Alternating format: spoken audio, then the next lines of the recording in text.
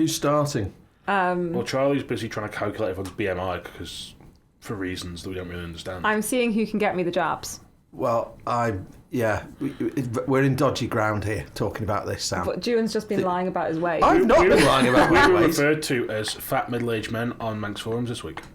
Who was? Me and you. Well, technically, Who by? Who by?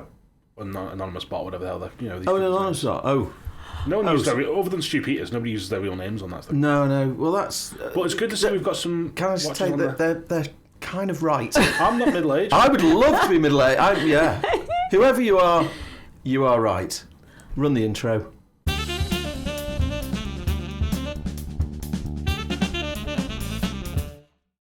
Well, hello and welcome to Friday. I always get thrown off when we record on a Thursday because I'm thinking it's Thursday, but it's welcome to Friday. It is. So anyway, Oh, Charlie's back. There we go. So we've dealt with her holiday. Juan, how's your week been? It's been marvellous. It's been now turned upside down with the arrival of said Maury. Was it inside out? Round and round? Upside down. Yeah. Under me. Inside Okay. down. All right, we'll get a copyright strike for that. Good. So, never mind my week. It's not interesting. Okay. So Charlie, you've been competing... No, don't ask her about her week. at the Winter Olympics. Have I? Oh, you haven't? Okay, then I don't really care about skiing. Okay, so you don't want the nice little presents I've brought back for you then? That's not the same I'd love to question, hear is it? about your holiday. Despite what I've said earlier. Really? Hold on, let's see what the chocolate is first. So Charlie, how was your holiday? It was really good, thank you. Good. Yes, it was very, very, very, very good. Arguably best holiday I've been on. Cool. Even better than the Maldives in the Caribbean. No, it was Mauritius in the I Caribbean, had wasn't it? yellow fever in Mauritius, didn't I? Yes. So I didn't get ill this time, so it was really good. And now I've come back with many ideas that I'm going to get into in a minute. But Oh, God. yeah. But would you like your presents first? Yes. Okay. Right now. Now I'm aware you told me to bring back chocolate. You weren't. You didn't want the chocolate. So No, Sam hang can on. choose No, which chocolate you I would didn't like. want Toblerone, is what I said. So which chocolate would you like? Ooh. Hang on. You need to ask us if we got allergies. Well, the... Okay. Well, if you have a nut allergy, that's not my Well, problem. what's he got? What's he got? Do you know what? what's Thank one you. without nuts. Thank Cheers. you, you ungrateful little pricks. Hang on. And then I've actually got some extra presents for Sam Oh, hang on. Why's he got? because this is like. Oh no, I've got a spare one for you. So these are a bit delayed, and I think Sam thought I'd forgotten, but I hadn't. Oh, hang on, let me get them all out. So, I got you a fridge magnet. Do you like it? It's from Courchevel. Oh, It's a bottle It opener. wasn't- I picked that. Where's Courchevel? it wasn't That's- damaged that's- fire that's in the stock French from that Alps, hotel. darling. And then I also remembered I did get you one when I was in Mauritius. So with the dodo. And then Juan, I did have this one. Thank you From very much. Mauritius. Ah, cheers. Very nice. The price is still on that one, so don't look at that. Prices on it. That was actually quite Is expensive. that all I'm worth? No. Look, I got you presents. You did. It was very kind of you. Thank you. Yeah. Oh. So yeah, I do think of others. I'm not a completely selfish bitch. But enough. I think it's quite nice. I didn't get myself any because I'm on a diet. So Why is that? because I've put on 1.5 stone, Juan. Right. So Okay. I can't keep putting more weight on. Okay. Do you want me to squeeze the picture in then? If we or will that could. just make you look? I don't know. Do you know what? It's because I'm really short. Life's for living. I know, and that's always been my motto, but I've taken it too literally. Always you? think about those women who turned away the dessert card on the last night of the Titanic. Oh, no, because I've always my motto has good one. always been have the cake. You could die tomorrow, but now I'm like, no, I can't fit into my jeans, so I can't have the cake. Maybe Jamie just washed them at the wrong temperature. No, because I do the washing, so I can't even blame Right. him for that. So do you want to get onto my ideas? Go on then. Okay, the mountain road. I can keep that mountain road open. So if anyone from the DOI is listening, I would quite like to be put on as a secondment. Is that the correct? So you are literally putting. You know when people go about things and they go, well, put your money where your mouth is. I'm You're putting literally- my money where my mouth is. Right. And I would happily take, as a comment to DOI over the winter, tasked with the job of keeping the mountain road open. So when we were on our little Euro road trip, we drove through the Alps, obviously that's very well set up for keeping the roads open because how much traffic is going up and down. No problem. But then we also went to Shamsen in Switzerland, which is where one of my best friends lives. And it's kind of like in the middle of nowhere, like her area. And what they have done to keep it's all on the side of a mountain, instead of having these stupid big snow ploughs and these stupid big gritters, what they have is basically an L200 with a gritter on the back of it. Just a small trailer gritter that they keep at the side of the road and they just keep going up and down it. So what I'm thinking is, I'd get a pickup, I'd get a little gritter, and I'd keep it open. Now, if there's snow, what am I going to do? Well, yes. Don't you worry. I'm going to go and get the Manitou from the farm, so like a tractor basically, but that's got a bucket on the front of it. I'll go up and I'll clear it with that. I've also got another idea to help some farmers out. They could get a bit more of a subsidy if they joined in to help with the tractors to clear the mountain road if there's loads of snow on it, because they'll all have buckets, they'll all get up it. Sorted. And I'll just go up and down it, gritting it. You've thought about this, haven't you? I have thought about it, because think how much money that'd save. We don't need these big snow ploughs and everything. Well, they're clearly not effective if the route has to close. Exactly. But what about the ice baby? Ice grit. I'm just going to keep gritting it. I'm going to keep gritting it. I won't stop. I'll be more persistent than those gritters up in Scotland. Right. So that's what I'm going to do. So Them ones that people give funny names to. yeah, you can name my gritter if you want. Can we name you? What? Adolf Gritler. I'm fine with that, actually. It's one of the best things I've ever seen on the internet. That was what sort of suggested that. I mean, if you could think of like a Thatcher one, I would be much Is happier. he in the chocolate? Yeah. Is he in Yeah. the chocolate? Yeah, but because unlike you, he's mastered eating with his mouth closed, so I he's can't not breathe as through my nose. Oh, Maggie fuck. Thatcher, Ice Snatcher.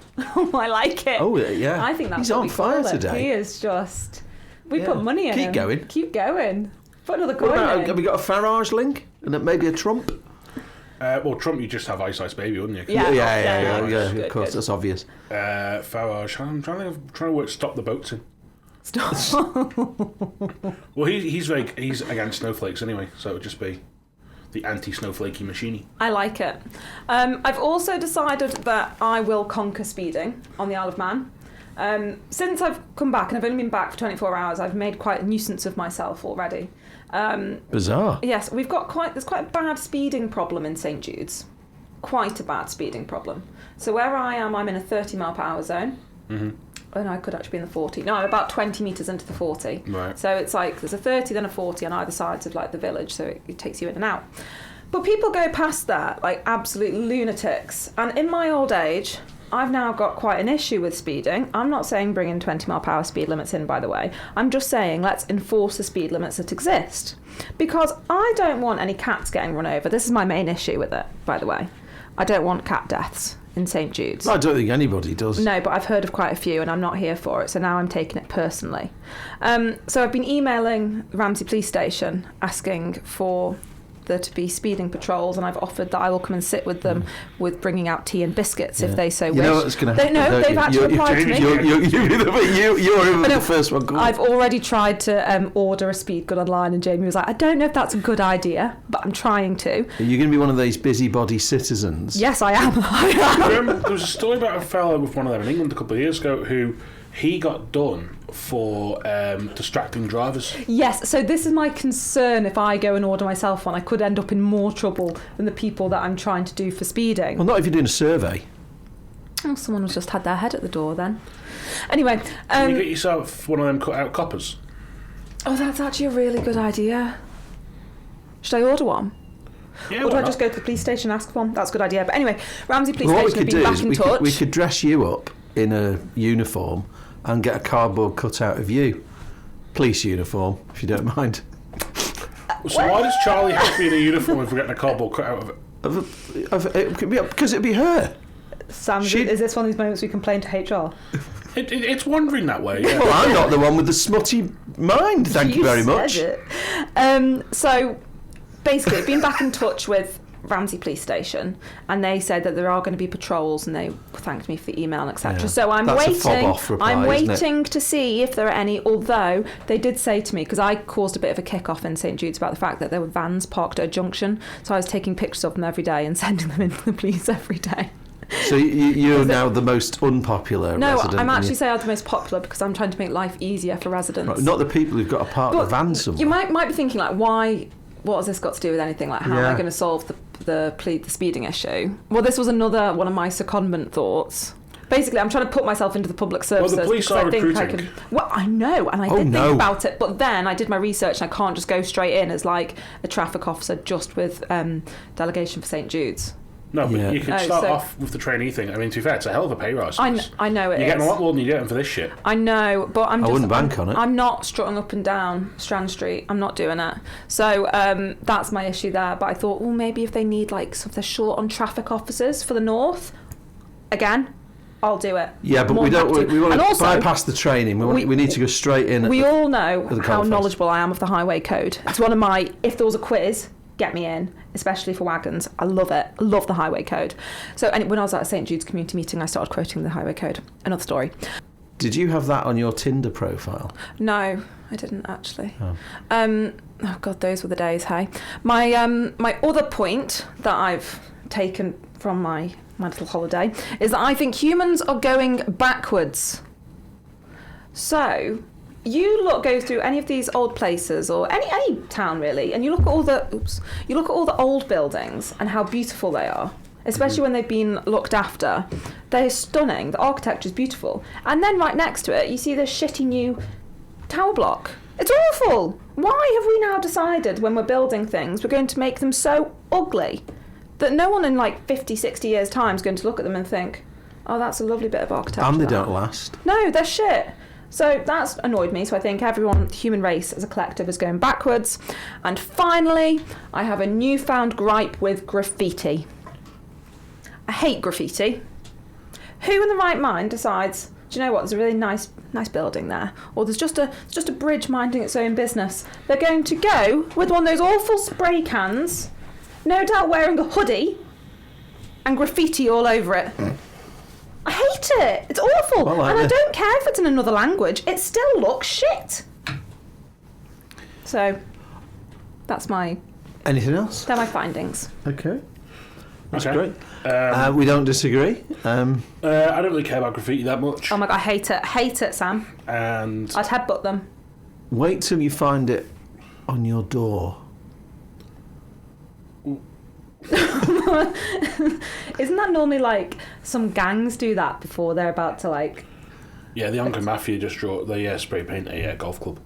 Oh. A golf club? Yeah. The Onken Mafia. Do they still exist? What is it, an iron or a wood? These days? I don't know. I don't know actually about golf. Yeah. If there's not a windmill or a little bucket and some... Yeah, I'm not really interested. Windmill.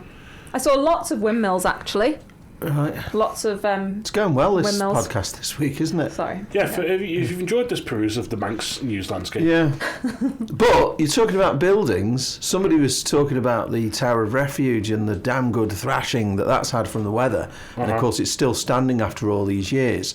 The fact is that building would not comply with any modern building regulations whatsoever, and yet it lasts. Exactly. So doesn't it show? My point. I mean, I'm got some building on the go at the moment, and the amount of ridiculous regulations, and that you get these inspectors coming round, looking at it all.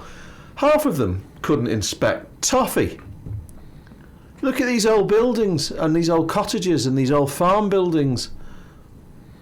What are we doing? Do you think they could inspect a sandcastle? Yeah. Are they capable they're not of the most, judging a sandcastle? They're not the competition? most solid structures, though, are they? They're built well. Well, not till when the tide comes in. It begs to differ. I completely agree when it comes to buildings. I think a lot of modern buildings are shit. I think a lot of modern housing is shit. Yeah. It looks horrible. Yeah. It's just identikit, copy and paste Lego brick. Yeah. Right? I especially think that, you look at some of the stuff that we've done on the island the past few years, I think some of the stuff that's getting built. An example actually popped up on Facebook this week about the benches, the morgue slabs from on Douglas Promenade. Yeah. Which I think it was 50 grand it cost for the 20 benches or something like that. Is that the post that Frank Schnugel, is that his name? Yeah. He did an AI thing on it. Yeah, and it was like, people at Douglas, why don't you like these? Would you like these instead? It was all like, quite sort of funny different ideas for what could have been put up, and the overwhelming thing was no, just give us our old fucking benches back. Yeah. Because these are shit. Yeah. And they are uncomfortable. Like, I don't know why anybody would sit on them. I've never sat on one. And yeah, and it was like the reasoning behind it was quite weird as well, because it's like, oh, people use them as like, people like to like lounge out in the sun. I was like, it's next to a beach. And it's never sunny. No, well, there's that as well. But like, go on the beach. Yeah, you're right. Like on the wall behind us. Yeah. What was wrong with the old benches? Nothing. Yeah. Well, I hate Douglas Promenade. I think it's got worse. I think It has. but Douglas Promenade, I don't know what it is, but it's purely sort of in my own mind, but Douglas Promenade always reminds me of cold, drafty, windy, open, where the wind just blusters through and cuts right through you. When I think of like Port Erin Promenade, I think of warm, sunny days. Yeah. I don't know what it is, but Douglas Promenade, it's like, and the beach, it's just a big open, cold shithole. To be fair, you wouldn't, even like on a sunny day, you don't think, oh, it's got a Douglas Beach. No, Never. Awful.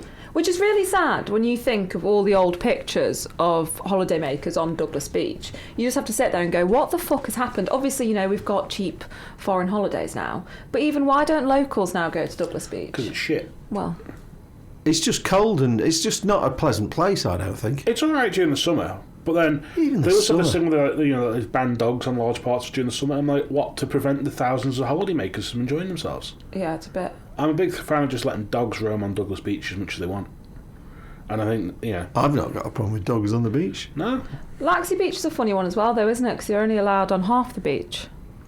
Yeah, I never know which half. They're allowed on the half for like the south side of it, not the north side of the beach. Is that a sort of a ploy, like the half nearest the water, so you can't get there? I don't know what it is. It's like it's by the shed. That's where the cut-off is, right. just past the shed, so they're not allowed any further up. But I always see them, and let me tell you. I mean, I get the rules reason. being broken. Yeah, but then people can't, you know, you're not allowed to dog up and down Laxey Beach. I remember going there on a date one afternoon, and we sat there and a horse goes by. Oh, and it's I'm like, ridiculous. so hold on, so your little dog's not allowed past that point, but that horse. Yeah, I but can't understand why but it's people 'cause take horses to but it's Laxey 'cause Beach. Laxey Beach. Yeah, but it's because of dog poo.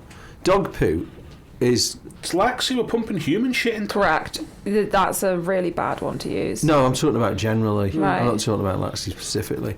People going about horse. You see them, don't you, when they're going about horse poo. Horse poo It's grass. is... Yeah, but it doesn't have the reason dog poo is so bad is because of what it contains. Yeah, Pete. Poo.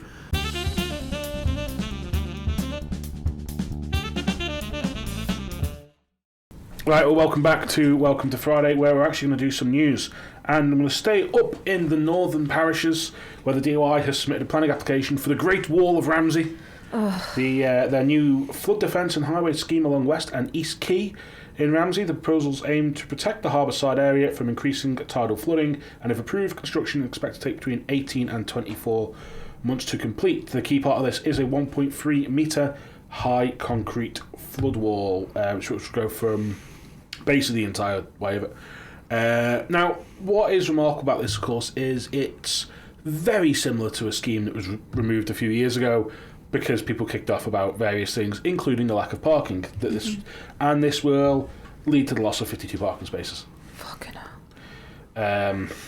They are Brain dead. unbelievable. So they've got this, like the planning application. Oh, there's plenty of other places to park. It's like, no, there isn't. It's Ramsey. You've basically got Tesco and the near the tram station to park then, and in the street and St Paul's Square. But So, like- a friend of the pod, Jim McGuinness, has come out and gone like, people need to really consider this. A lot of comments from people in Ramsey and a couple of business owners saying like, this is just going to make things even worse for us. Yeah. The work, 18 months to 2 years, is going to lead to problems as well. Yeah. And you're just like, it is just, I guess something has to be done, right? Because they do have this recurring issue, but we haven't had it bad in quite some time though, have we, like in Ramsey? Like I've not seen it come over like how it used to for quite a number of years. no, we had one earlier this winter where it was a bit up, but it wasn't as bad. I mean, nothing's ever topped the canoe photo. No, and like when that was happening, that was an awful time because it did keep coming up, and all across the quay, people just had sandbags all down. And I remember all those shops getting flooded frequently, and it was awful.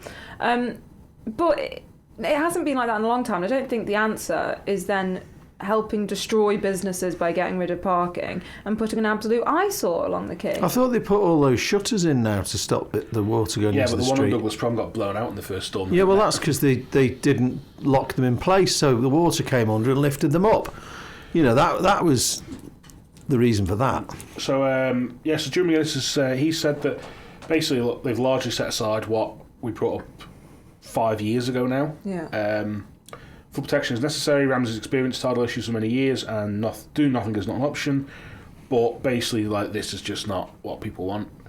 And they've gone down this whole thing again of saying, like, oh, it's, you know, moving people away from the car, and there'd be plenty of... And yeah, going... We don't want people moved away from the car. Why don't these civil servants just piss off with trying to move people away from the car? Why wouldn't you do something similar to what's been done in Peel with the marina? Why wouldn't you put in another bridge like that? What, a flap gate? Yeah, and the flap gate. Well, because I think... Yeah, because Ramsey's got that narrow end. Yeah. But with the river coming down... But you've got that in Peel. You've got the river coming into the marina. Yeah, but the height, what we're talking about in Ramsey, if it's overtopping if you shut the gate, the water's got to get out over the sluice, hasn't it, for the river? Otherwise, it'll just fill up and backfill.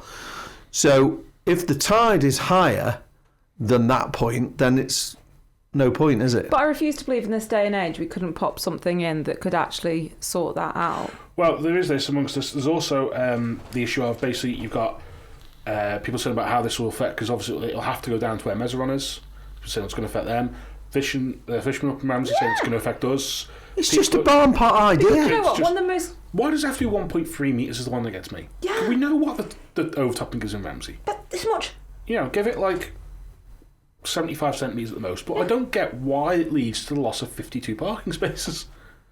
It's an agenda. I want to know who these people are that keep trying to, harp on about getting people out of cars. Who are these people? I want to know who they are. They hide behind the department. Well, let's have some bloody names. And I'll go around and see them and tell them, I'm not giving up the car. We had this rant last week when you weren't here. I heard about it. I mean... No, I agree. People are sick of these people in government telling people we won't want to use the car. I would like to pick up on a point that was made last week about, which links into this, getting rid of the car, and how you're like, well, there's good bus services. Not for me, there isn't. We did mention that, yes. And actually, where I am now, the bus service isn't... Well, it's not brilliant, but it's not as bad as it was when I was, like, properly in the depths of Andreas. But if you live in the actual depths of Andreas, you're screwed. Well, this is where we're going backwards. The car was invented so we can go about our business when we need to go about our business. If you want to go shopping now, you put your coat on, you get your car keys, and you go and get in the car. I had better bus services to Andreas when I was 8 than I do now at 28. What the fuck has happened? Well, it's because we now have a thing called the motor car. There was a motor car. Yeah, I know. What I'm saying is ago. that we Ju and John just found out about them. we need. And that's why I like the bus service, but it's not the answer to replacing the car. No, it's not. It absolutely isn't, especially not in rural locations. Like, it just isn't. So one quick thing I've got to mention on this. There is a part of this application which does say it notes it could increase the flood risk slightly at Shipyard Road and in Parliament Square. So what the fuck are we doing? So apparently there's no modelling which shows that it would, but it's a potential that it Whose scheme is this? Why don't we name these people? Because we don't know who they are. Well, we need to find out who they are. But I'm sick to death. This is public money, right? It's got massive effect on people. It's about time people put their name to it and stopped hiding behind it. And we should out them. Okay, well... And if the scheme's that good, then they should be the face of it and stand up. Not blame the minister. I know the minister has to be the person who's in charge and all that. But let's find out who is coming up with these harebrained ideas and let them come out. There should be no protection for these people. They're paid with public money. Talking of being paid with... And if I find out who they are, I'll name them. I can't even get a sentence No, out, can I? You've got me going now. Right, well, you get back on the naughty Shall I side. open the chocolate? Eat your chocolate. If you read the story on Manx.news, you can see where the planning application came from. No, it doesn't tell you who, though. It tells you who wrote it. Who? Have a look. Who? Viewers should go to Manx.news and find it all there. Hang on. Right, you talk. I'm going to find out who it is. I bet it hasn't got a name. Right, well, you just shut up and think in your head while you're doing that? Sarah Comish Town Planning. No, they've been contracted by somebody. Somebody's come up with it. A company doesn't just randomly come into government and put a scheme together. No, but that's, that you're saying who's come up with that. That's the thing where they've got to. Anyway, Charlie, working for government. Yes. Now, Guft workforce grows. Yeah. Sambo, this is a wonderful story you did. Talk to me. Gone up again. How many by? I think it's like 52 in the last quarter. Yeah, it is 52 full-time equivalent posts during the final 3 months of 2025. Now, there's part of that where they're saying, part of it is where teachers have come in, part of it's where, now, Manx Care is a big driver in this. I don't disagree with that because of what they're trying to do there. They're trying to move away from the bank system, hire more doctors and nurses on full-time and get that system working. Get that. But it is a difficult push with the public when you go, and we need to get public finance under control. We're having these recruitment frameworks in place, and all people see is this number go up every single time. And I think it's even more of a kick when is DFE the biggest department? I think DFE will that have the most staff in it. Well, obviously Care will, but if you think of you mean like civil service? I mean civil servants. Yeah, would you say DFE's got the most? Don't know. Because there's no mention of DFE on that. Is there? It'd be that class thing like DHSC basically employs nobody because it all's Manx Care. Yeah. DOI will have a fair number. Yeah, but they're not all civil servants, DHA, are they? Yeah, then you've got the problem like DHA, DESC, so it's like... Because they got teachers. But they're proper public workers. Yeah. There are public workers that we talk about that we should be proud of and we're so for having. Of course we should have that. You should go for that director of communications all the government's advertising for. Can you actually imagine? I got sent that by 3 different people going... You could be our Caroline Levitt. Oh, God, I think I'd upset so many people. I'd love it. I'd be like, look, this is what's happening. But no, actually, because I'd upset government. This is the problem. They'd tell me something, I'd go... upsetting. I'm not being funny, we send stuff to communications, we don't get replies. I know. Yeah. And if anyone wants to challenge me on that, I've got the emails. I've got the emails. Yeah. DEFA fell by 1.76 full-time equivalent. Is it even worth mentioning the fact that that's one job, isn't it? Well, it's funny when I mentioned the full-time equivalency thing to people in various different businesses recently, and they've gone, we moved away from that shit 20 years ago. How many people do we have on full-time, part-time, and then occasional? Yeah, and every company can tell you that figure. Because FTE is just massaging the numbers, isn't it? Yeah, of course it is. Well, yeah, because FTE basically means if you work part-time and I work part-time, that's one. It's mad. But what are we classing as part-time hours? What's the actual definition of part-time? Is that just under 37 hours a week? So if someone's working, say, 35... Well, that's what I mean. It's massaging the figures, isn't it? Yeah, it's nonsense. Utter nonsense. So basically, government workforce grows. DEFA to launch meat company review. I'm so sad I missed all of this, Sam. Talk to me about this.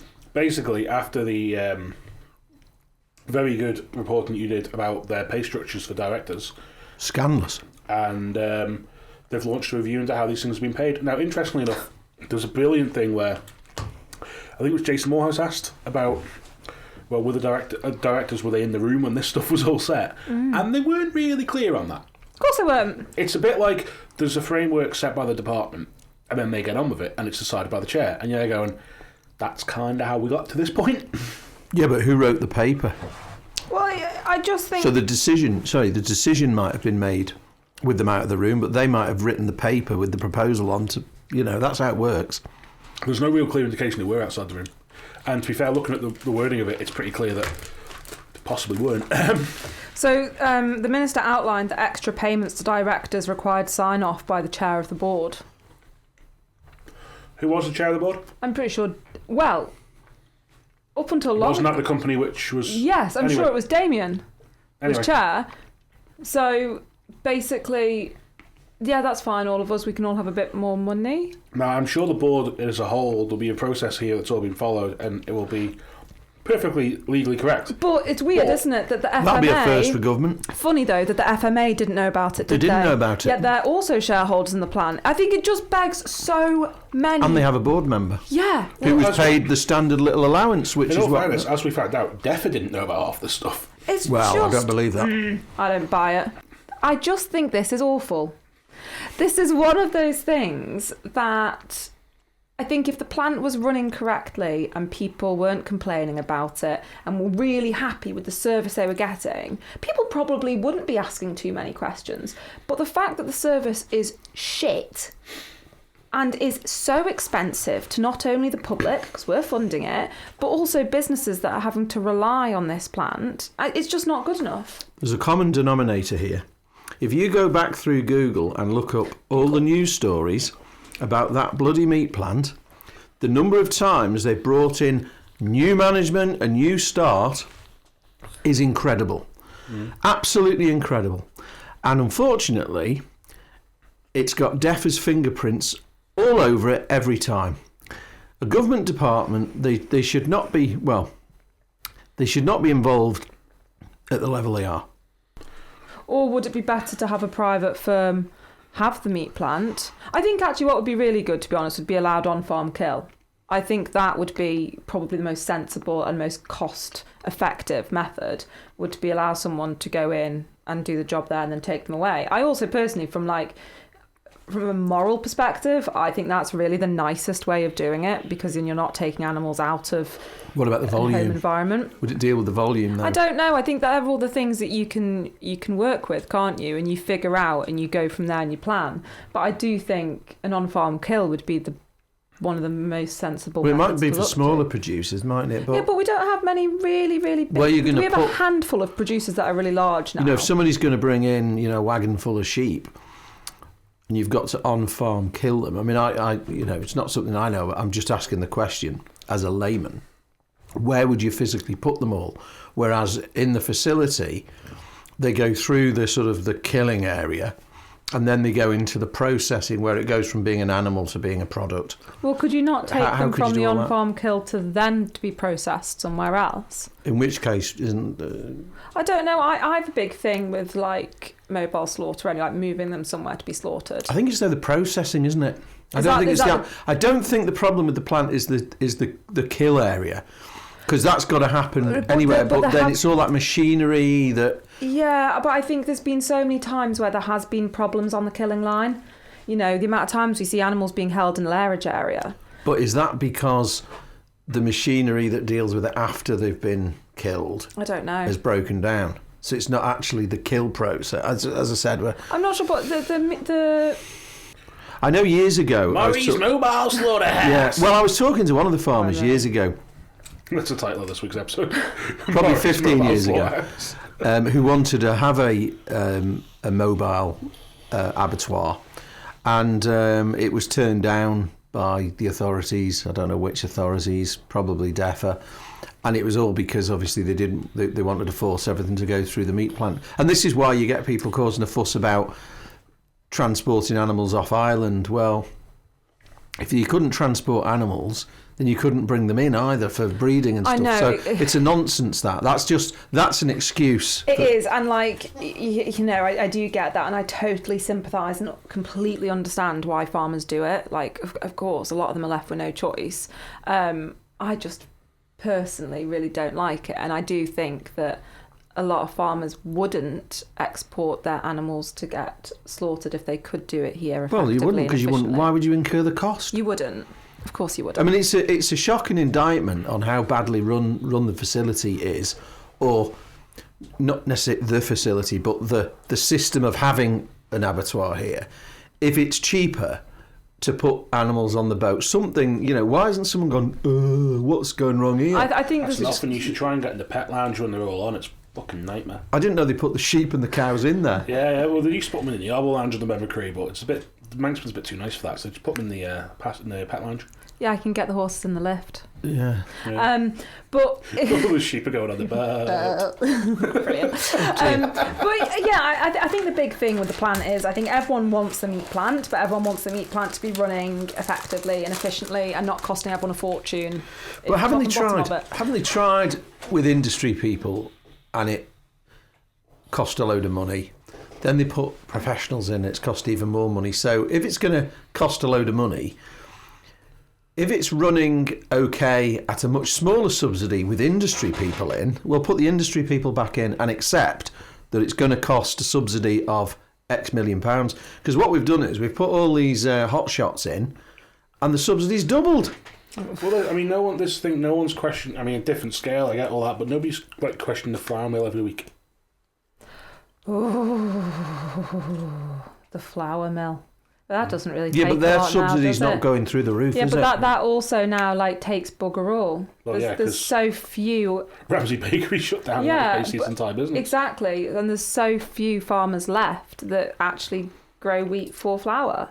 Like growing up, we were one of the biggest suppliers of Laxey Glen mills. Like my childhood was spent in wagons going to Laxey Glen mill like all the time, and like I look at it now. Every week they sent it back. It makes me so sad though to look at that mill because I think it's one of the most beautiful buildings on the island. I think it's phenomenal, and like it used to be so brilliant, and I think it's really sad now to see that. Well, it's quite simple. It's quite simple. The government should set up a bakery. No. This government shouldn't be setting up a bakery. We're not a communist. That's Everyone, what some. But everyone kicked off, you know, when Someone was Ramsey going on Bakery about was that. going. They were saying the bread's too expensive, and they'll go, "Oh, if we don't have that, it'll make everything else cheaper." It wasn't too expensive. It was fantastic. It was Let brilliant.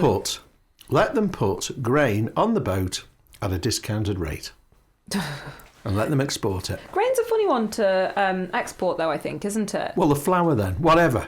The But no, I product. just meant like Yeah. with the wind. I think you've got to be quite. If it's a really rough crossing, Yeah, we're I not think leaving it on sometimes- like open No, deck. I know, but I'm sure that there was Blowing something out everywhere. to do with grain that you can't take it on really rough sailings. Doesn't it go in like I think it depends how you transport some it. grain goes in Big, like the milk tanker tankers, type doesn't it? ones Yeah, and then with obviously you'd assume that'd be fine. Yeah.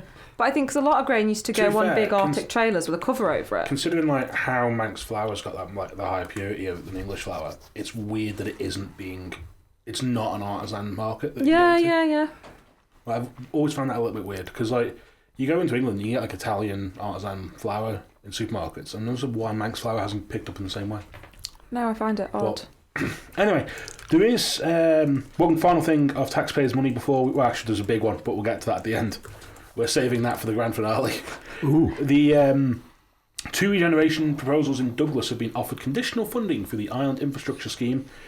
Now, this has happened on a few different things, whether you support the scheme or not. It's going ahead. They get up to 25% of costs on certain things, but the grid will be coming back to life. New plans are going to go in. The grid in Douglas is going to finally just do something. What grid? What grid? The big grid. How special for you from the world? I know what you're talking about. Griddles. Yeah, the big grid. Griddles. Really? Question: Oh god. Is that where KFC was all Yes. those years ago? Yes. That's why it's called the big grid, because Griddles was there. Griddles Is was that there. where that big car park's going or something? No, that's meant to be flats. Yeah. Oh, I thought it was a car park. I walked past flats. it the other night, actually. So they've got, apparently according to DFE anyway, there's a planning application going in for a new one, which is going to be more flats than previously said, and they're going to be they won't support anything up to the point it's up to now, but going forward it'll be, the scheme is going to be supporting that. Now, great if it gets it done. Is this government money going in? It is government money. Why? Because this is the thing that happens here. And to be fair, it happens all across. You know, you see it in England at the minute. There's big regenerations going on in cities where it gets government backing for these companies, and it's the same here. This is So what's in it for us, the taxpayer? that we don't have to stand and look at that Well, grid all the time. Well, don't piss But our should money we away. just not make it much more attractive to bring people, private investors Correct. here that have all the money that can generate it and do it all, and then it doesn't cost all of us anything? Would that not make the most sense? Yes. Yeah, I think they're going for the build it and they'll come approach. Yeah, well, that's bollocks. Right. No, they're going for the... As been June pointed out, we should go back to the golden days of piracy and dodgy offshore finance. I often dream about being on a boat and having pirates attack the boat. I've thought Some this sort whole of- thing through of how I would attack pirates. Right, but sorry. is this like June in the policewoman's uniform again? No, it isn't. It's me with a gun. I'd have a good shotgun and shoot Hang all on. the pirates at the boat. Well, you've got a good shotgun. I mean, The that's- AI analysing this now might pull this off the air because Sorry. you're saying Anyway, certain trigger so words. that's part of it, as is the You'll upset development- Michelle Hayward with comments like that. as is the development on the North Quay, which I think is Kell Properties one, the one that they're doing. Yeah. So that's 9 flats and That's been the commercial biggest units. battle ever, hasn't Oh, it's it? ridiculous that. Do you know what it was? I was chatting to somebody about that who was in deaf when that was first going through. I think he's retired now, and the comment was, in the good old days, he would have had the decent grace to just burn the fucking thing down. I think, but the whole objection over all of that was quite conflicted, wasn't it? Well, it was like, oh, it's the last of its surviving type, and you're going, yeah, but it's falling down. It's shit. Let someone who wants to come in and make it all better. Let it happen. So anyway, that's going ahead. The other ones that have been done are Villiers Square, the Dandara development on Lake Road, and the Ocean Castle Import. Travel Lodge. Question. Yeah. The one on Lake Road, that's by Tesco and Lake Road, isn't it? Yeah. The notoriously floods. Yeah. How's that got planning then? Look, because they're going up. Yeah, but... The sky doesn't flood. No, but there's still going to be a foundation and there's still going to be things... Yeah. There's a flood risk. I think there is actually part of this scheme does include plans on that, because there was a flood risk assessment which was very detailed. Okay. Because I looked at it and went, that's a lot of pages. Don't buy a flat on the ground floor. No. Well, of course, none of it's affordable housing anyway, because they've paid to get out of that, because it wasn't. Well, affordable it's housing. Murray is affordable to Murray. Absolutely get fucked. Yeah. So, we've got a couple of things, but I think if we take a final break and then we'll come back and we'll just maybe 3 things to do quickly. Yeah, I want to talk local authorities. Oh well, we've got 4 things on. On that note, we'll be right back.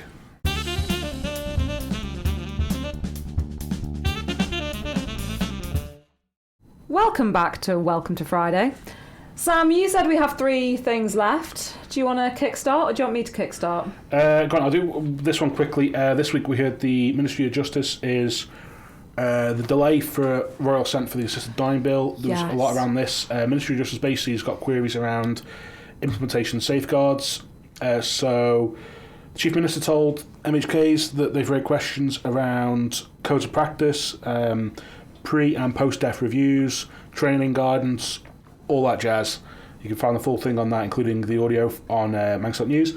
And the Health Minister has written to the MOJ basically saying, look, they've basically made a few commitments to things that will happen, even when this comes in, one of which will be post-death review. So I think everybody who used the service now, there will be a provision within that for a review of things. There's also more safeguarding around coercion, and I think part of it is also doctors' rights not to be involved in this. So there's a lot that's behind the reasons why it's not developed. What is weird is that a lot of this stuff seems to have happened in the past 8 or 9 weeks for something that I think it was October was one of the updates we were given. So it's like, but this is going back to March last year now. So you're going taking gradually, I think is the thing of it. But then you get people who oppose it, who basically want it brought back to Tynwald so they can have another go about it, which I think probably will happen in one way or another. Because I think some of the objections that have been raised, they're going, we have to do this. And it'll be interesting how this goes, because basically they're running down the clock now. If this gets to July and it hasn't gone through, that's it, it's gone. So if it got brought back to Tynwald and they had to vote on it again and go all through all these safeguards, does that mean it then has to go back for royal assent, then go through the whole process so again? at the minute it can only come back to Tynwald because it hasn't been signed by members. Technically it could come back to Keys. So it comes back to Keys. The weird thing about this is it would have to go to Legco, but there's no technical procedure apparently for it to go to Legco. Okay. That's a little bit opaque about how that's going to work, but it will go down that route anyway. Come back. So I think you're on a bit of a race against time to get this done now before the election. I don't think the UK want this to go through. I know you don't. So what I'm... Sorry. Not because they disagree with it. I just think it's because they haven't got their legislation in place, and it'll look really bad if they pass the Isle of Man, because that's what they're doing. The UK have to pass it effectively to get it to royal assent. But we're completely independent. Oh, of course we are, for all those people that argue with me. And I think that's the problem. I think it's put them in a really difficult situation. Yeah. I think there's a will for them to have the legislation themselves. I don't think shall we or shan't we is the problem. I think they're just in a quandary. So before July, Sam, does it have to have gained approval then? Yeah.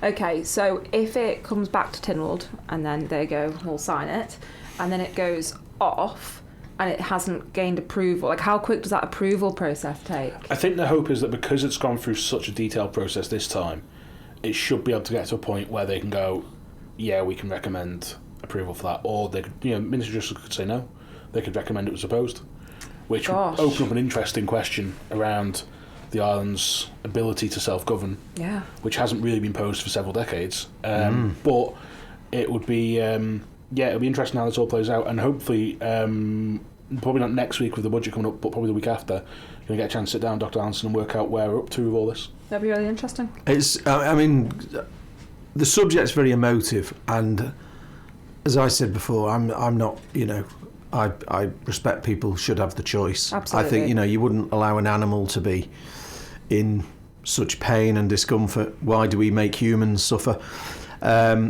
However, as I've said before, I'm fascinated by this constitutional angle, and we need to understand who really is in charge. Yeah, no, I think that's absolutely fair. And it's not us. No, I think it'd be a real shame if we didn't get it, to be honest. It would be. You know, when it comes to something this important, and like you said, you wouldn't put animals through it, so why would you put humans through it? And I think all of us can say we've definitely had family members or people we know go through things that, you know, if there was a choice there, they wouldn't have gone through it and they would have gone at their own time. And I think it's so important in this day and age now to be able to have that choice. Yeah, I think like Jesus, you know, like you're saying, that emotive argument has been, I think, effectively largely played out.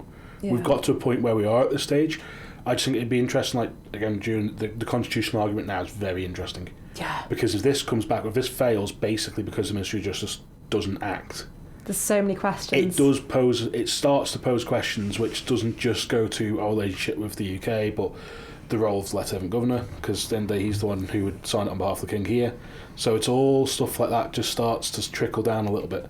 And I can't imagine it becoming an election issue, and it could easily pass into the distance with the next House, but it's interesting for the political nerds like ourselves. It's very interesting. I always think back, working in the early part of the 2000s when there was a select committee on euthanasia. That's what it was called.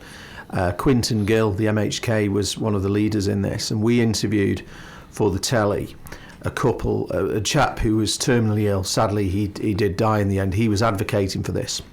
His name was Pat Neen, I think his name was, and that's right. His name was Pat, and his wife was Patricia. And wasn't she arrested for arranging travel?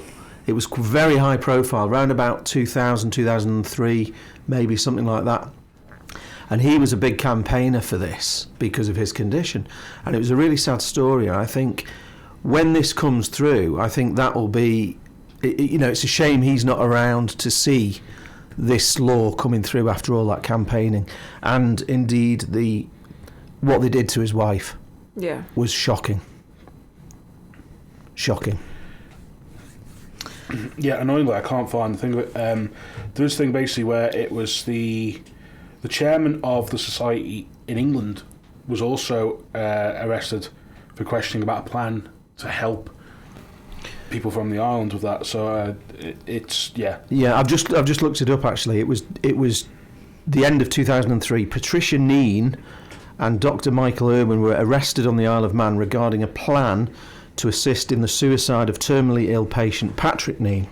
That's so awful. Eventually, police ultimately took no further action after investigations showed the patient was too ill to take his own life.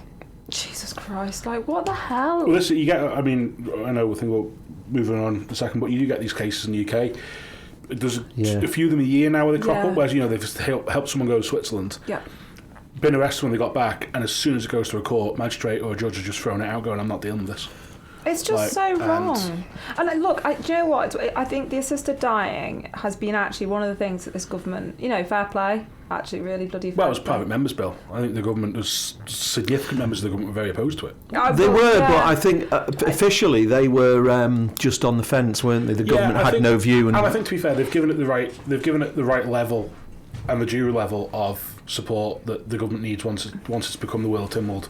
Mm-hmm.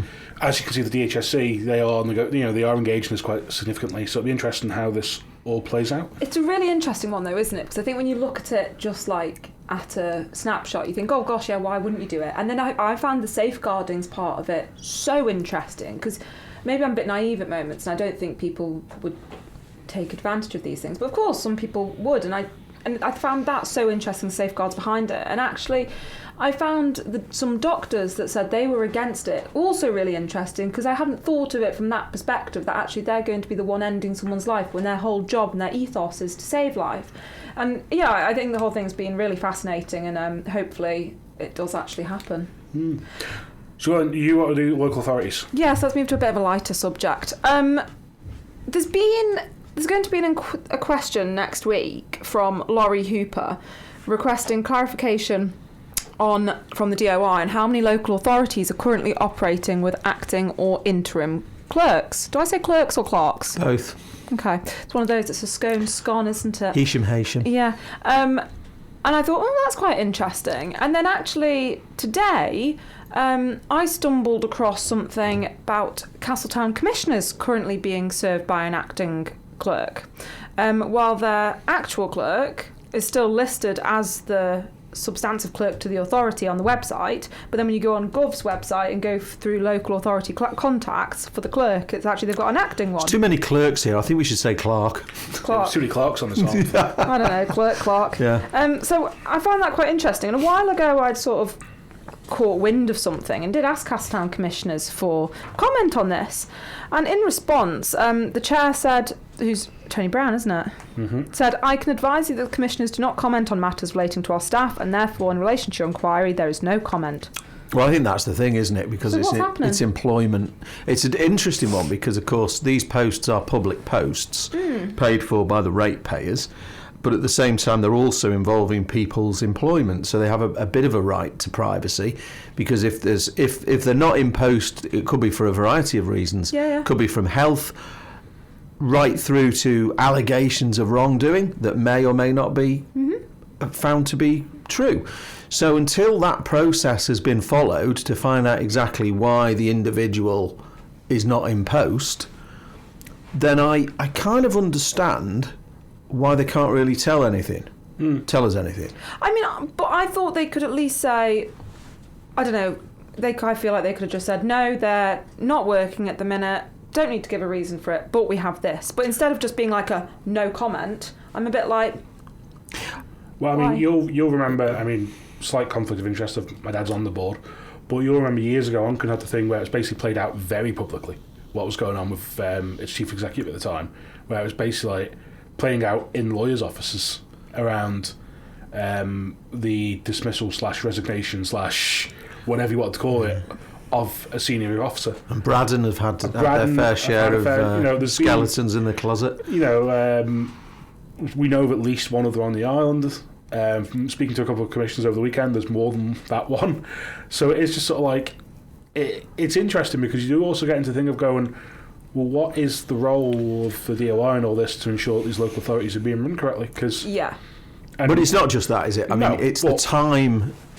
They obviously have to go through the correct process, but I think as we're all ratepayers, they have a duty to us to make sure the process is not dragged out.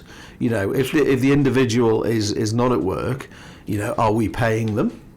If we are paying them, then they have a duty to get the process done and dusted. And if there's no reason they can't come back to work, whether it's health or if it was an allegation of wrongdoing that's then found to be unfounded, then they need to get back to bloody work because we're paying them. What's taking so long? Well, exactly. So yeah, that was my little story for the week. But we've got a big one next week, haven't we? Well, we have got the budget next week, and that'll be fun. Are you guys as excited as I am about it? Oh, it's like Tynwald Day. They just come around, don't they? Oh, I they do a bit. It's like a set piece. It's a set piece day for nobody. Like, because you sort of get a load of stuff that they say they're going to do, and then by the time you get to October, you're like, has anyone noticed any difference here? Yeah, true. So it'll be interesting. Of course, there's the personal allowance is expected to be the big ticket. Do we all want to take guesses before we know of Go what on. we think it'll be? We could place your bets, couldn't we? Place your bets. Okay. Go on. I'm going to go last. I'm going to get Sam go first. 17.5. Oh. What are you thinking? Well, I can't go the same with him, but I don't think it's going to be as high as 20. No, I don't. But, if all the sort of the mutterings are right, it's going to be a bit of a big change. So I don't know. I mean, I think Sam could be close. So because I can't go for the same, I'm going to go for 18. Oh, you bastard. But I think I'm going to be wrong. That's where I was going to go. Oh, we'll just have to... Because I was thinking, I'm going to go in the middle of the pair of you. Right. I'm going to go... 17,750. Yeah. Be interesting, because we haven't, at this moment, we haven't actually got the budget. We get it very soon, ahead of Tuesday. But, yeah, we still don't actually know at this point. It's all just... We genuinely don't know. We genuinely have don't know. no clue. So yeah, that's where I'm guessing it's around there. I would love to see it a bit higher, but yeah, I think it will be around that. And then we should also get a bit of an indication of a few other things that are going on. It's always interesting, the capital programmes, some of the stuff that appears in that, and also what departments have lost out and where things have been cut. You know, you'll see that with things that'll be just edged back a little bit. I've also got another personal favourite. I love looking at the usage of reserves and looking at the 5-year forecast for that. Well, every year we get a 5-year forecast which says at the end of 5 years we're going to be balanced.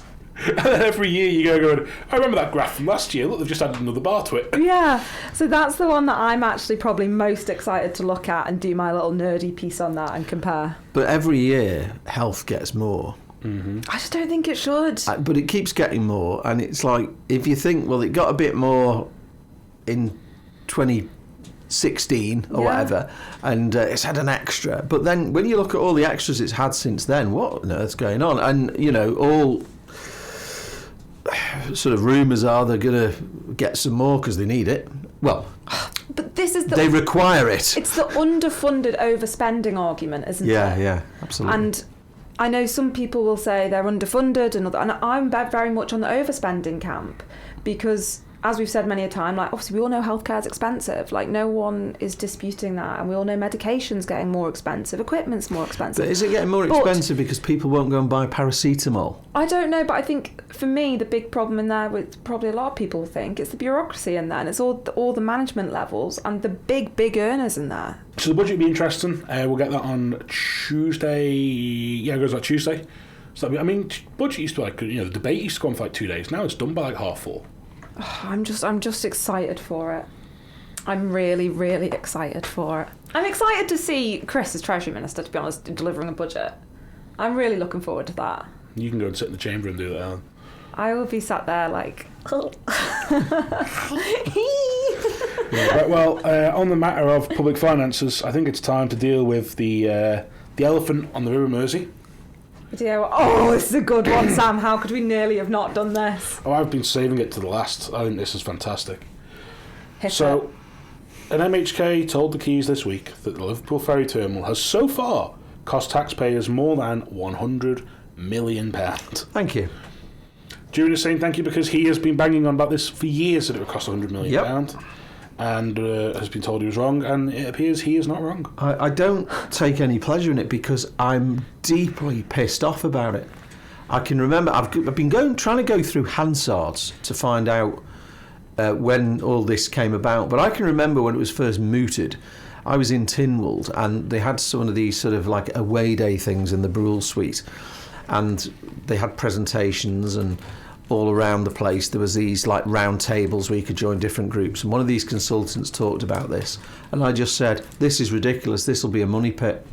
And it was. And I remember the offer at the time from Stena Line to use 12 keys, but Sam and his mates didn't want to get the train under the tunnel. That really is selfish of them. It cost $100 million. And all these others wanted to go and get the cheap shopping and walk back because they were too tight to pay for a taxi or a train. They wanted to go to Primark and not support local businesses. The whole thing was to satisfy the very low ticket purchasers who literally want to be able to get off the boat and walk over there.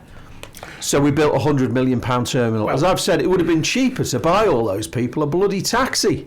Well, of course, there is a thing of this where the steam packets... I know you don't like history or tradition, but the historical sort of spiritual home of the steam packet in the northwest has been Liverpool. Switched to Heysham only because of the Manx line. But I think the big thing of it is that if you go back to this, I went back and had a look over several things about all this. You go back to 2016, just before the election 2016, and DOI Minister, now King of the Airways, Phil Gorn, he basically brought forward this plan and said, look, right, we've got to do something. Peel Porter told us they're taking that one out by 2019. It's interesting that it's still there.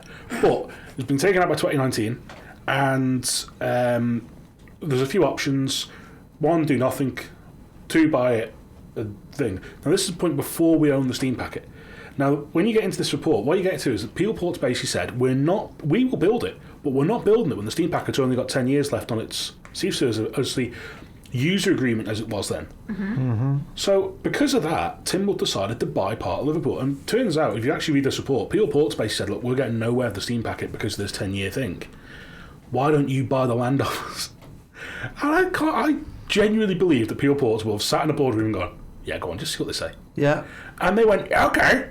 Yeah. No, that's exactly what happened. So they seen them coming. When you look at it, there is a big point there going, couldn't we have just turned around and said, we could have bought the bloody steam packet and just done it that way. But we could have just done, just said to the steam packet, right, look, you're clearly going to be the only business that we're going to use. Here is a 100-year user agreement with 5-year... Well, why would they be the only company to use? Because it's just not financially viable yes, it for is. the companies. It is. Yes, it is. No, you're wrong. I was on the Department of Transport. They put out a thing and they had 4 credible tenders that suddenly got buried. And even the political members, in fact, I found this in Hansard because it was in my speech. They put it out over a Christmas period. There was 12 submissions of interest, whittled down to 4 that were highly credible. Now, we can all guess as to which operators they were. Well, and the officers would not even share that with the politicians. What is going on? Well, what went on? Well, you go on the other end. Jersey, and I've tried to get that Guernsey, information. Jersey and Guernsey moved away from Condor they went to Brittany, which became part of Condor and DFDS. The shit show that's caused down there from bringing in different companies to do it all now. Quite entertaining. We're not but, in the Channel Islands. No, but it's an example of how, you're better the devil on some things. Well, not necessarily. But either way, no. right, even off the back that's of that. But why wouldn't they have the process? That's the whole thing, isn't it? It was 11 fucking years ago, right? We need to get to the end of this bloody thing. Yeah, but you're going on about the history of why we're going to Liverpool. Well, if it was 200 years ago, that's irrelevant as well. The fact of the matter is, they never went through with that. Why? And it's because they didn't want anybody... Again, another thing where they wouldn't have liked the answer they were getting, in case there was somebody that come out that could do it and wanted to do it. But, from a simple point of view, the easiest option out of the ones that presented to them by 2016 is to give the steam packet a fucking long contract. Or buy the bloody thing and give it a long contract. Instead of that... It's not the government's job to be buying things like that. Well, no, but instead of that, we buy part of Liverpool. Yeah. We then get to... So this is $3.5 million. At the time, the steam packet and Peel Ports were like, look, between the two of us, we could probably get this done for like 15. Tynwald at the time said, you're not going to get that done for 15 million. That's just not going to happen. So we finally get to after the election. King Phil has gone. King Phil. And the DOI goes, right, we're looking at about 38 million to build a ferry terminal. And Tynwald went, seems a bit much, but all right, go on then. So I remember telling them to walk away from it then. So they get to this point, and on we go. Now, we're going to jump ahead a little bit to 2021. So, 2016, the report saying it was going to be a universal berth for 1,000 passengers. Now, I've been on that boat going back on a Saturday where we've been stood in the car park because the fire numbers for the building mean you can't fit the number of passengers on the boat in the building. Not big enough. And amongst all the different reasons we've got for delay, some of them are hilarious. We had, we had the pandemic, we've got the inflation rises on various different things. The highlight of the whole thing for me was when the Luftwaffe held it up. How did they do that? Unexploded World War II bombs found in the riverbed. Ordnance. Oh, I remember it now. So that was a personal highlight. It was nice to see a nice little ghost of history reappear. So then, Tynwald members, Liverpool of course, was blitzed. They'll clean it up any day. He got blitzed, It did £50 million worth of improvements. Boom, boom. So basically, so you get to this point now. So Tynwald, of course, they keep approving these rises. They go, yep, rigorous oversight. Outrageous. Now, you may remember a point where Dr. Anson was going to bring forward a £10 million boost to this scheme, based as a contingency fund. And they went, no, we don't. Do you know what? We've changed our mind on that. We don't need it. We'll get to an end point. So then we get to... we finally get now to a point where Tim Crookall is back again at the DOI. He's done his David Tennant routine. He's put the big brown coat back on, and he's back. Now, part of the whole thing that brought him back, of course, was the departure of Dr. Michelle Hayward and Laurie Hooper as a political member of that department, which is how we get to Tuesday. So following a warning he was going to do it, Laurie Hooper goes, look, I know what the figure is because I was in the department. So, Tim, you got a choice here, mate. You either stand up and tell us, or I'm going to fucking say it. I'm going to blab. And he blabbed. Tim does the whole, I would advise you not to do that, the legal advice, whatever. It's a good voice, that. And Laurie goes, right, well, okay then. We all know that it's somewhat north of 100 million. Q gasps. Well, I didn't gasp. And we can't even take freight on it. We knew that from day one. So, I know, but it's just... We knew that from day one. That is just... Whereas, but this is because of your daytime shoppers. They could have gone further up the dock road where you could have had freight in the proper docks. Well, yes, they could have done that easily. But they didn't want to do that because you can't walk into town from there. Am I allowed to use a politically incorrect word that I know we all love? Depends what it is. What a bunch of retards. Yeah, you can use that word, yeah, that's fine. So, basically, he said, like, and all this money's gone. Like it was like, it's all been paid out. So the reality is we're now working back from a theoretical maximum towards what the final sentence is going to be. So basically, we're trying to reclaim money. And it's going to take up to another 18 months. We're not going to claim any money. So we're looking at another 18 months of this. At which point, well, how much are we paying these fucking lawyers to do this? It's just this. Well, they should get no more. They need to cut and run now. The fact is, the other thing I think is what would be really funny is if the steam packet said, well, it's all right, we don't need to use this crappy terminal, it's not big enough, we'll go and do a deal across the river. It is the tragic that would be wonderful. Where I believe under the Sea Service Agreement they have to use it. But what are they going to do? Well, technically it's owned by the Treasury, so just sack all the board and replace them. Right, oh yeah, they could do, But it's just this brilliant thing, isn't it? Well, we've gone through this wonderful journey together to be built this shed on the other side of the River Mersey, which is an award-winning shed. Award-winning shed. But the highlight of the whole thing for me was, did you see that thing a little while ago? It was up against a bridge. Where they were talking about different ideas for what they could do with it to make money. Yes, it did. And one of them suggested weddings. Did it? I was just like, I saw this on a video, I was like, imagine that, like having a wedding reception in the ferry. This is the sort of clueless nonsense you get. We have delusions of grandeur here. See, I can't actually comment on the ferry terminal like as a foot passenger. I've never done it. I have. Purely because I found it awfully stressful. Like the whole I was like, do you know what? I'm just not bothering with it. It stressed me out. But the only time I've gone into the terminals when like I've gone through in the car and I've been like, I'm about to piss myself. So it's a massive faff, isn't it? It's awful faff. And then I go in and then I just see like it's so busy in there and I'm like, oh, this is not a pleasurable experience at all. I had to climb over people sitting on the floor to use the loo. And there's only a couple of loos. And what's the food situation there, Sam? It's sandwiches and stuff. Oh. That's disappointing. But to be honest, the bigger disappointment for me was that I've been through it several times where that the air bridge thing that connects up to the side. Oh yeah, people, it's shit, isn't it? It never works. I've been on it a fair few times where you end up and I know from chatting to people, the steam packet aren't overly happy about the whole situation. They've basically gone, it's the DOI's fault. It is the DOI's fault. And well, obviously, as we saw with the fact that they couldn't use Manx on it properly certain tides because of how it had been built. But fortunately, we've got a new boat that will be coming in a few years' time, and that will no doubt fit it perfectly because why wouldn't it? Have you ever travelled through 12 Keys? Yeah, yes. once. Yeah. I did Superb. it once when I was coming back from uni, and the Ben used to do the Liverpool. Yes, it did. Which was an utter horrific sailing. Right. And also, it was a bit of a pain in the ass to get to 12 Keys. Why? There's a... Oh no, I'm sorry. Do you know what? If I now have the choice of going Haitian or Liverpool with the car, I'll go Haitian. Oh, I always go Haitian. Because Liverpool is such a faff to get into. Yes, you're you're an as a hour and a foot half passenger- further. Okay. Admittedly, things may have changed at 12 Keys, but at the time, as a foot passenger, getting over to there was See, a bit of I a didn't mess. find it. I don't think I ever found it bad. Weren't there buses? Yeah. And there's a train. Yeah. Takes you straight through into... Is it I remember it Moore being Street? like, I can appreciate it wasn't within walking distance, but I'm sure the connectivity was What's for actually really Jesus? good. But like, Walked across the Mersey, June. Well, it is... Yeah, I got that, yeah. Or it could have been, what was it? Was it Moses with the water parts? Yeah. That one, yeah. but Liverpool now is just a nightmare to drive out of. I hate it. Oh, it is. Yeah, I mean, you come off the boat and go down. It's just Wait till Sam's lefty mates bring in the clean air zone and You're that, and not everybody really gets a lefty charges. Though, Sam. I feel like He wants to No, be. do you know He what wants this to is? be. This is Sam's version of rage bait. Like he just does it to wind up. But he's not actually a lefty. This is He's not a con. champagne socialist, is he? No, he's one of us. Is he? Champagne. He just hates to admit it. Yeah. He wants to be one. Come out with a pain in Desperate. the ass. It is, yeah. There you go. Because just you got to go along the dock road and then up here, and it's just not. Yeah, yeah. Traffic Whereas everywhere. you come out of Isham and it's just like you go through that horrible little village and you're straight there. Oh, it's gorgeous. That bypass, How long ago was that bypass put in?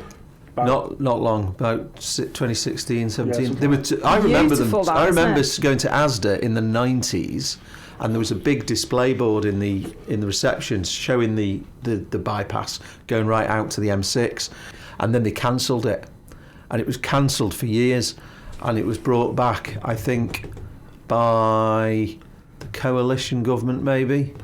Yeah, it was definitely. Yeah. It's been in fully open. I think it's only been open about 10 years at the most. I don't even think it's that. See, 'cause I think it's a lot. I'm gonna Less quick than that, look. maybe like 5-6 years. Because I remember, But it is good. Yeah, I remember when I used to work in Garstan, so I'd have to Garstan? Garstan. Garston. On the A6. I've always said Garstan. It's Garston. It opened on Halloween 2016. Well, I remember having to take the horses obviously frequently, and I'd end up just driving the A6 instead of getting onto the motorway because it used to be such a pain in the ass of getting in. It was a nightmare. In fact, that whole road cost just a bit more than our ferry terminal. The project cost was approximately £124 million. Well, there's hope yet. I mean, you can't make it. And there's some major civil engineering in that road. And that road works very efficiently. It's brilliant. It does 1 o'clock in the morning. I'm on it because no fucker there. So it's like. Oh, I love it. I think it's so good. Oh, the project included the 600 space park and ride down by the junction as well. So it included that. Bargain. And on that note, are we done? Yeah, I think we're done. Right. And if you've missed any Manx news this week, from skiing in the Alps to parking in Heysham, you know where to find us. Bye-bye. Bye.